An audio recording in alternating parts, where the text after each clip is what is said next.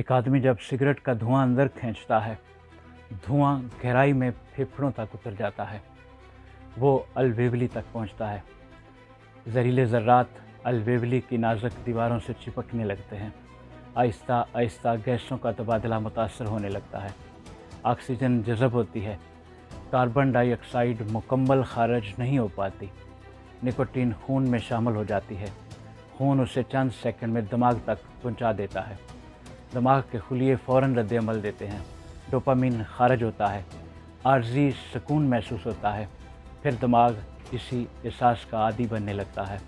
لت کے راستے مضبوط ہونے لگتے ہیں، ادھر پھیپھڑوں کے اندر نقصان جاری رہتا ہے، بافتیں کمزور پڑنے لگتی ہیں، کچھ ویولی پھٹنے لگتے ہیں،